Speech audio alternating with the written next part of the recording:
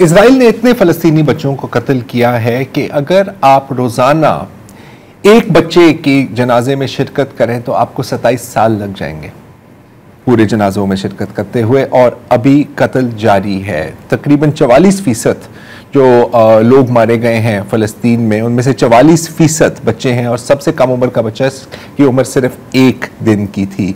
जो बमबारी से नहीं मरते उनको गोलियों से मारा जाता है, जो गोलियों से नहीं मरते उनको भूख या बीमारी से मारा जाता है, और जो बच जाते हैं वो फिजिकली और साइकोलॉजिकली स्कार्ड होते हैं।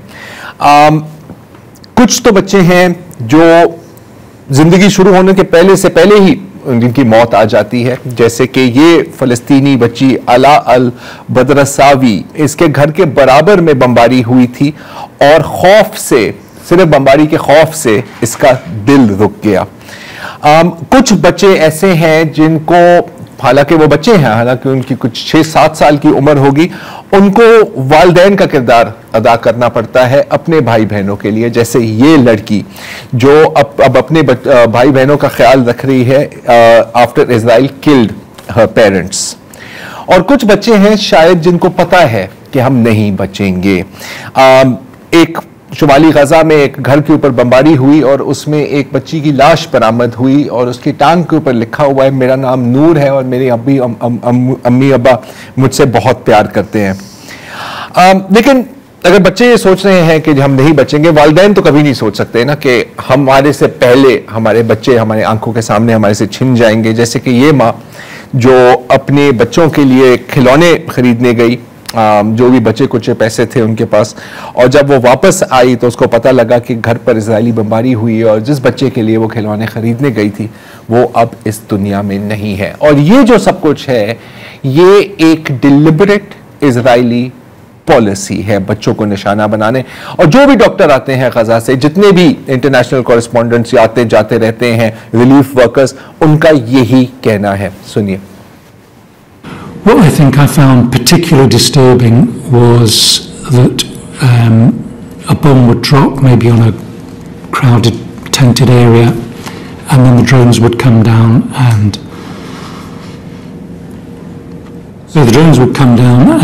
pick off civilians, children, and we had description after description. This is not, an occasional thing. This was day after day after day, operating on children. He would say, I was lying on the ground after a bomb had dropped and this quadcopter came down and hovered over me and shot me. And that's clearly a deliberate act, and it was a persistent act, persistent targeting of civilians day after day. इससे बोला नहीं जा रहा। नहीं, इसे बोला नहीं जा रहा। पूरा क्लिप आप सुनेंगे तो और भी बहुत डिटेल्स हैं, मैं नहीं सुना सकता था। यह है डॉक्टर निज़ाम महमूद, ब्रिटिश सर्जन। लेकिन बच्चे आखिरकार फिर भी बच्चे होते हैं, और आपको पता है अगर आपके बच्चे हैं, अगर बच्चों के साथ आपका इंटरेक्शन रहती है तो जब वो किसी बड़े की मदद करते हैं, अपने वालिदैन की मदद करते हैं, उनको बड़ी खुशी होती है। जैसे ये बच्चे, इन्होंने मुख्तलिफ औजार लेकर, ट्रक की बैटरी लेकर, एक पंखा लेकर अपने वालिदैन के लिए एक ब्लेंडर बनाया है जिसमें वो चने मिक्स करके ना अपने लिए, अपने खानदान के लिए हुमस बना रहे हैं। तो मतलब कि इस तरह की सूरत हाल में भी ये ऐसे काम कर लेते हैं, या यकीनन ये कोई मुख्तलिफ कौम ही है जी। और क्योंकि बच्चे बच्चे हैं तो जहां थोड़ी बहुत शुगल का मौका मिलता है वो ले लेते हैं।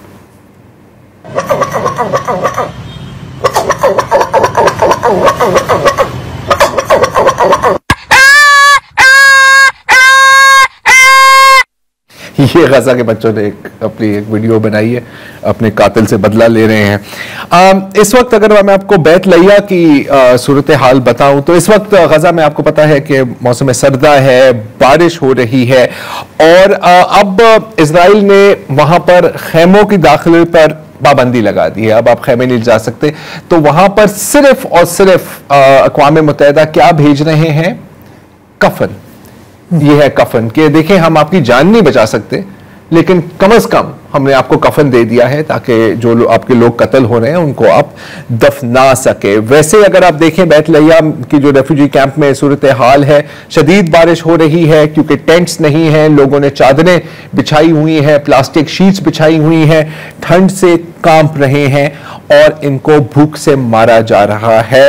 इनकी जबानी इनकी अपनी कहानियां सुन लें। السلام عليكم. شو صار معك يا اختي؟ خبطوا علينا قدايف طول اليوم ما نمناش، ورموا علينا مناشير، قالوا لنا اطلعوا طول اليوم ما نمناش منهم. حسبنا الله على الدول ما هي راضية تفن علينا، بدناش دعم، بدناش مساعدات، ما هم يخلصوا لنا، بدناش اكل وشرب، بدنا نصوم. الحمد لله على السلامة. حسبنا الله فيها الدول. الحمد لله على السلامة. والله احنا عشنا ايش بدي اقول لك؟ واحنا عايشين على التراب. هيك انا عازب الحمير هيني قاعد، انا عازب الحمير هيني قاعد، هاي الزبله، هاي شايف اخو، خذ زبل الحمير، انا قاعد على زبل الحمير وبقول ما الي الا انت يا رب يا رب. يا رب. غير الله بنطلبش الرحمه. اولادنا استشهدت يا حج من غير ظلم وعدوان، اولادنا الصغار استشهدوا، الدم هيو على صدري هاد وعلى صدري هيو هاد، الولد استشهد في حضني ما مسحتوش؟ ما رضيتش امسحها بعد 40 يوم، لازم امسحها بعد 40 يوم. अक्सर कहा जाता है, बहुत लोगों ने भी कहा है, मेरा ख्याल है कि महात्मा गांधी ने भी ये बात की थी कि आप एक माशरे को आप इस तरह जज कर सकते हैं कि वो जानवरों का ख्याल कैसे रखते हैं, यू नो, बेज़बानों का ख्याल कैसे रखते हैं। तो ज़रा ये देखिए, एक बैत लहिया से जो नकल मकानी कर रही है लड़की, उसने कहा कि अब मैं अपनी कोई सामान नहीं लाई, लेकिन मैं बर्दाश्त नहीं कर सकती थी कि मैं अपनी बिल्ली को पीछे छोड़ के चले जाऊं, क्योंकि पता नहीं इसका क्या होगा। और देखें कि सिर्फ एक बिल्ली के होने से उसकी शक्ल पर मुस्कुराहट है अभी भी, मतलब, और जिनके पेट्स हैं तो उनको पता है कि उनके लिए कितनी ये इंपॉर्टेंट होती हैं as a moral support tool. अच्छा, बैरूत में भी तकरीबन यही सूरत हाल है, वहां पर भी बमबारी चल रही है। और दहिए में जो हमेशा इजराइल के निशानों में है, यहाँ पर इस फुटेज में मैं आपको बता देता हूँ कि इस बिल्डिंग पर इवैक्यूएशन ऑर्डर दिया गया था कि यहाँ पर हम बमबारी करेंगे। तो यहाँ पर एक बंदा चिल्ला कर वहां पर जितनी भी जो बिल्लियां घूम रही होती है ना, उनको बुला रहा है अपनी तरफ के यहाँ से निकल जाओ, यहाँ पर तुम मर जाओगे। हमने 1000 बार देखा है कि जितनी भी तकलीफ फलस्तीनी देख रहे हैं या लेबनान के शहरी देख रहे हैं, वो फिर भी एक दूसरे की मदद करते हैं और कर रहे हैं, चाहे उनके पास कुछ भी ना हो, वो दूसरों की मदद कर रहे हैं। लेकिन दूसरी जानिब जरा हम देखते हैं कि इजराइल में क्या हो रहा है।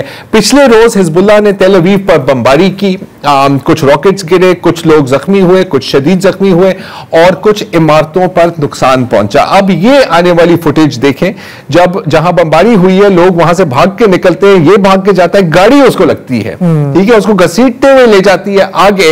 ये दो खवातीन आराम से वहां खड़ी हुई है, कोई उसकी मदद में नहीं जा रही, और अब अगर आप देखें वो गाड़ी आगे निकल जाती है किसी की खैर खैरियत पूछे बगैर। तो मेरा ख्याल है कि इसमें वो क्या कहते हैं ना, फर्क साफ जाहिर है, फर्क साफ जाहिर है कि ये कौन है और वो कौन है।